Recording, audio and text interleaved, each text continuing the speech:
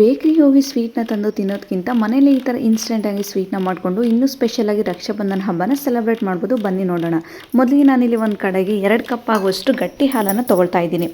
2 cup ಆಗುವಷ್ಟು ಗಟ್ಟಿ ಹಾಲಿಗೆ ನಾನೀಗ ಅದೇ ಕಪ್ ಅಳತೆಯಿಂದ 1 ಕಪ್ ಆಗುವಷ್ಟು ಬೀಜ ಬಿಡಿಸಿರುವಂತಹ ಉತ್ತುತ್ತಿಯಾಗೂ 1.5 ಕಪ್ ಆಗುವಷ್ಟು ಒಣ ಕೊಬ್ಬರಿನ ತೆಳುವಾಗಿ ಕಟ್ ಮಾಡಿಕೊಂಡು ಕಂಪ್ಲೀಟಾಗಿ ಹಾಲಲ್ಲಿ ಕುದಿಸ್ಕೊಳ್ತಾ ಇದ್ದೀನಿ. ಇದೆಲ್ಲ ಕುದಿಸ್ಕೊಂಡು ಕಂಪ್ಲೀಟಾಗಿ ತಣ್ಣಗಾದ್ಮೇಲೆ ಈಗ ಒಂದು ಮಿಕ್ಸಿ ಜಾರ್ಗೆ ಹಾಕಿ ಫೈನ್ ಪೇಸ್ಟಾಗಿ ಮಾಡ್ಕೊಳ್ತಾ ಇದ್ದೀನಿ. ಕಂಪ್ಲೀಟಾಗಿ ಇದು ಸಣ್ಣದಾಗಿ ಪೇಸ್ಟ್ ಮಾಡ್ಕೊಂಡು ಒಂದು ಮಿಕ್ಸಿಂಗ್ ಬೌಲ್ಗೆ ಹಾಕಿ ಲೆಗ್ ಕ್ಲೋಸ್ ಮಾಡಿ ಸೈಡಲ್ಲಿ.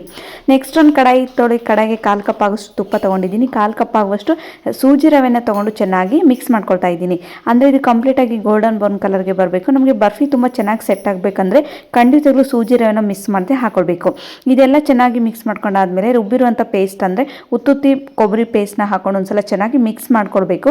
ಒಂದು 4 ನಿಮಿಷ ಮಿಕ್ಸ್ ಮಾಡ್ಕೊಂಡಾದ್ಮೇಲೆ ನಾನೀಗ ಇದಕ್ಕೆ ಸಕ್ಕರೆಯನ್ನು ಆ್ಯಡ್ ಮಾಡಿಲ್ಲ, ಕಲ್ಲು ಸಕ್ಕರೆ ಪುಡಿಯನ್ನು ಹಾಕೊಳ್ತಾ ಇದ್ದೀನಿ. ಸ್ವೀಟ್ ಬೇಡ ಅನ್ನೋರು ಕಂಪ್ಲೀಟಾಗಿ ಸ್ಕಿಪ್ ಮಾಡಿಕೊಂಡು ಸ್ವಲ್ಪ ಸಿಹಿ ಬೇಕನ್ನೋರು ಸ್ವಲ್ಪ ಎಕ್ಸ್ಟ್ರಾ ಕಲ್ಲು ಸಕ್ಕರೆ ಪುಡಿಯನ್ನು ಹಾಕೊಂಡು ಚೆನ್ನಾಗಿ ಮಿಕ್ಸ್ ಮಾಡ್ಕೊಳ್ತಾ ಇದ್ದೀನಿ. ಸ್ವೀಟ್ ಚೆನ್ನಾಗಿ ಸೆಟ್ ಆಗಬೇಕಂದ್ರೆ ಒಂದು 1/4 ಕಪ್ ಆಗೋಷ್ಟು ಹಾಲಿನ ಪುಡಿಯನ್ನು ಹಾಕೊಂಡು ಗಂಟುಗಳು ಇಲ್ಲೇ ಇರ್ತಾರೆ ಮಿಕ್ಸ್ ಮಾಡ್ಕೊಂಡಾದ್ಮೇಲೆ ಒಂದು ಟ್ರೈಗೆ ತುಪ್ಪನ ಹತ್ಕೊಂಡು ಬರ್ಫಿನ ಚೆನ್ನಾಗಿ ಸೆಟ್ ಮಾಡಿಕೊಂಡು 1 ಅವರ್ ಬಿಟ್ಟು ಕಟ್ ಮಾಡಿದರೆ ಸಾಕು.